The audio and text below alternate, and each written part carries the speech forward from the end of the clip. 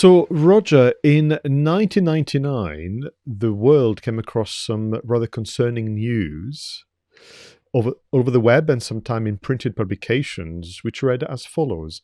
In October of 1994, three student filmmakers disappeared in the woods near Burkittsville, Maryland, while shooting a documentary. A year later, their footage was found. And of course, we're going to talk about the Blair Witch Project.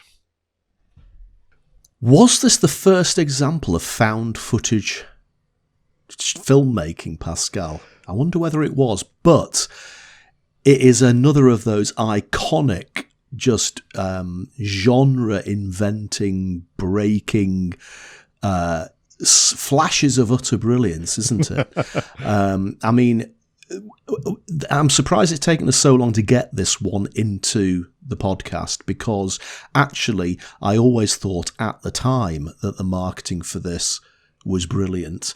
And of course, I was at a lot earlier stage in my marketing career at that time, so perhaps wasn't as appreciative of marketing brilliance as I am now, nearly 20 years, more than 20 years later. But the way that they built up the anticipation for the film for months and months in advance of its actual launch, even to the going to the extent of creating a documentary about the characters in the film. I mean, in reality, that documentary was part of the film, wasn't it? You almost had to have watched it before you went to see the film. But that on its own, I remember thinking at the time, wow, you've actually made a documentary about fictional characters in order to sell a film about those fictional characters. I just remember thinking, this is such genius. You just can't not go and see the film to find out what it's all about. You're absolutely right. And that's what it felt like. It was a genius in terms of indie filmmaking. I mean, ultimately, the life of a content marketer will mirror and echo the trials and tribulations of an indie filmmaker. Never enough time, never enough money, wish you had more resources, and yet you have to create content that's going to engage the audience. And then add on to that an ingenious marketing campaign, which frankly, by the time they got picked up by some of the big distributors, the job was done. I mean, I know that the big distributors will claim they put lots of money, but by that time, it was working, and there was a growing audience for it.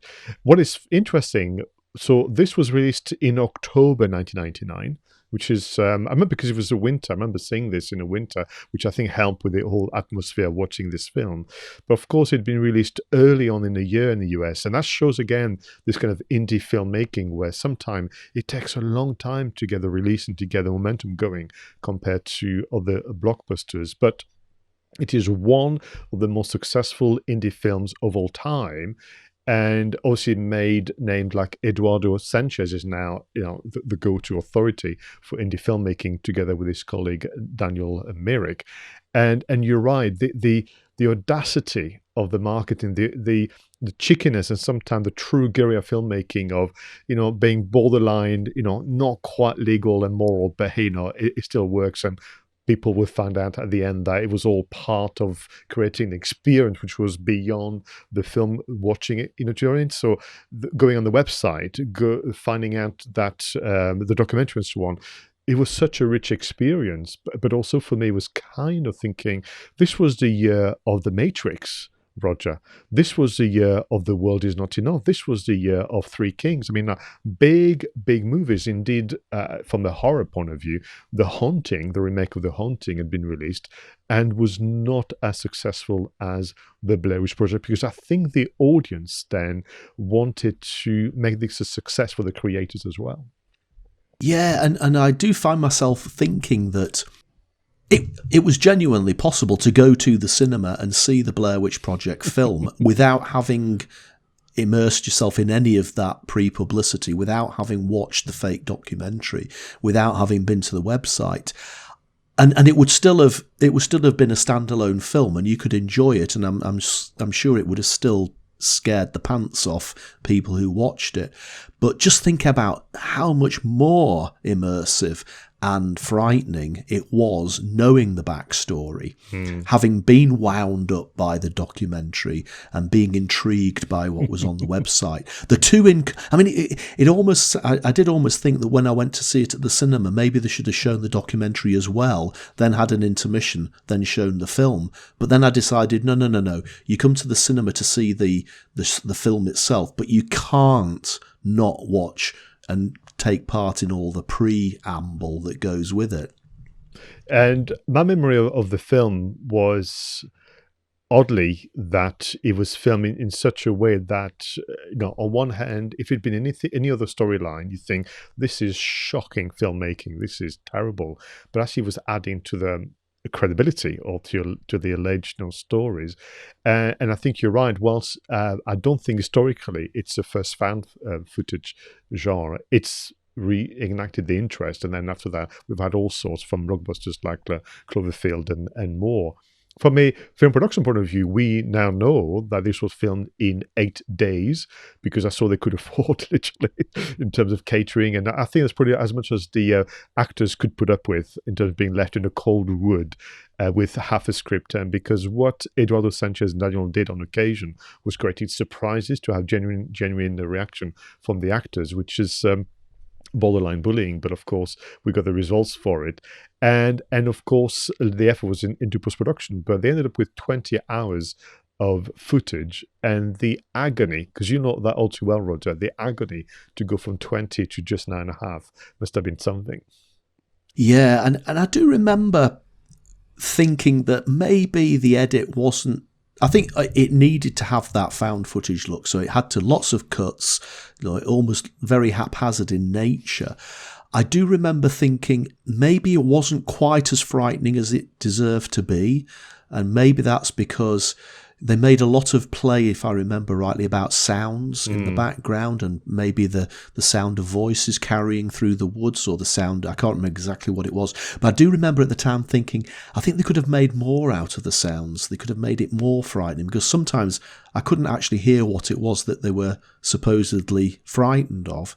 And again, some of the jump cuts were so severe that I sometimes didn't really know what was actually going on.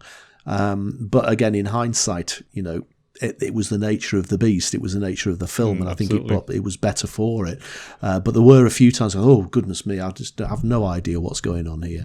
It is certainly a film for people who have not seen it before. We'll have to watch it again, where you have to play along. You have to let yourself care about the story, because by the time we get to the final frame of the film, I was absolutely terrified because I'd allowed myself to be carried by the story.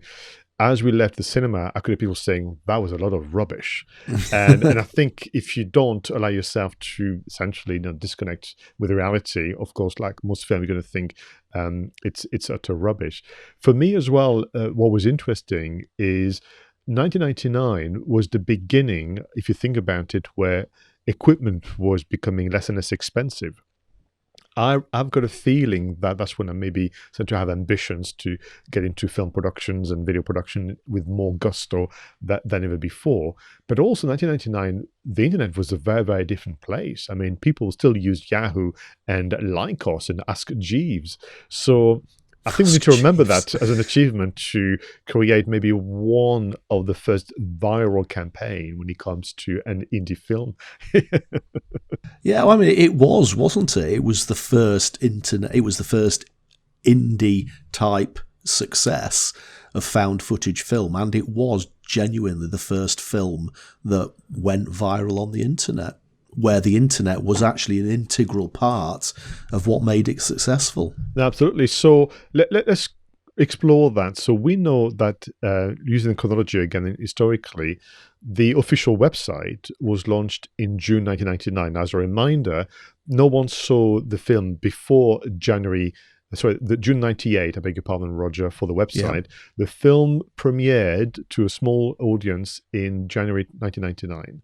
So there was a lag, and during which time, almost like someone would do for a role-playing game type things, they created a website with essentially content that was fictional, but that looked very real. They had that kind of newsreel style for interviews using kind of handheld camera. They had a chronology of the legend of the witch, which was, of course, completely made up, and so on and so forth.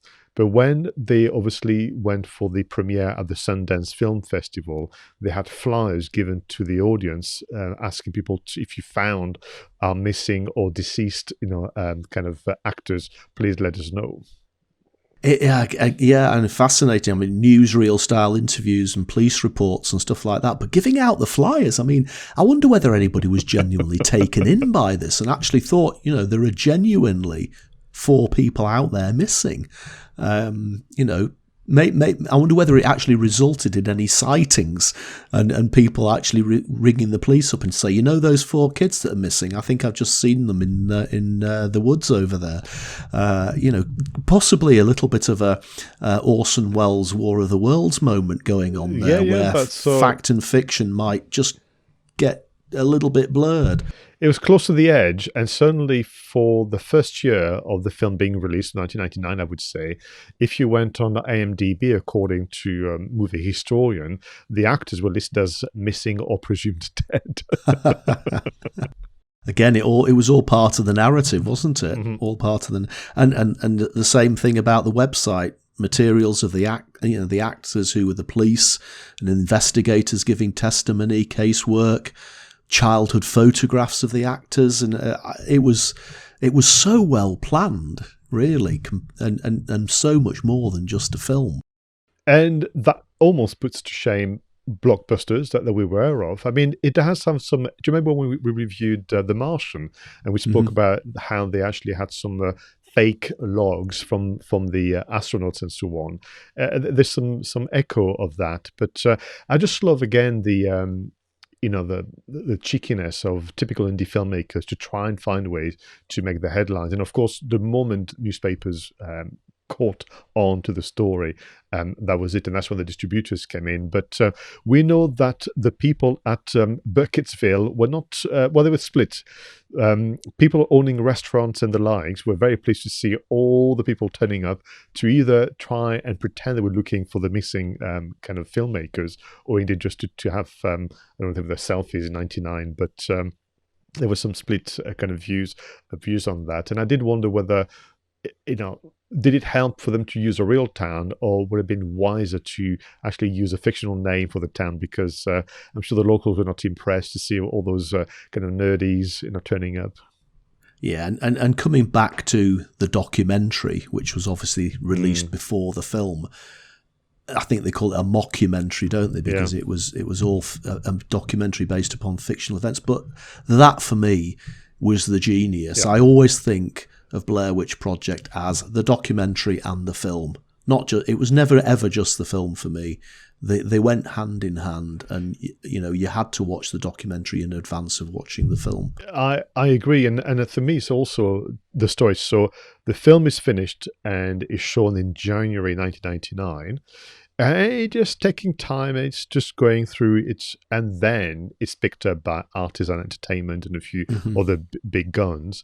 And then in July 1999, so literally 6-7 months later, The Curse of the Blair Witch Project is released on Sci-Fi Channel and then goes completely viral, I think you can use the term, which means that then the producers and, of course, the investors are happy to re-release the film in the US in the summer of 1999, and then we'll get it in the UK in October. So that movie had an entire year of visibility.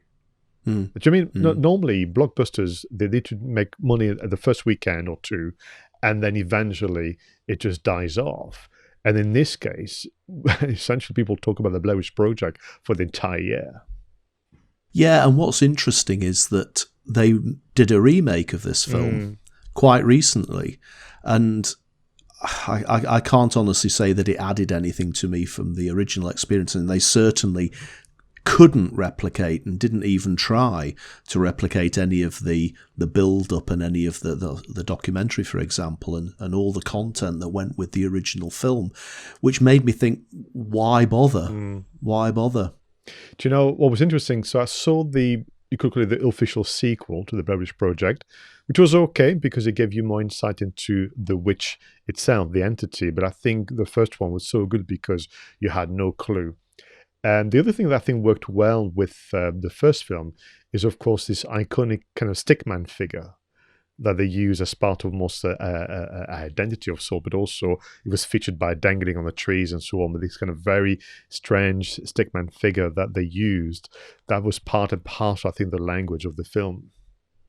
Absolutely, yeah. And it's an iconic logo. It's an iconic logo. So we've got a good example not only of content, but of branding as well. So you're saying that people are spending all that money on logo, they should just sticks together. Sticks together. Something, well, keep it simple, Pascal. You know what I always say about keeping things simple.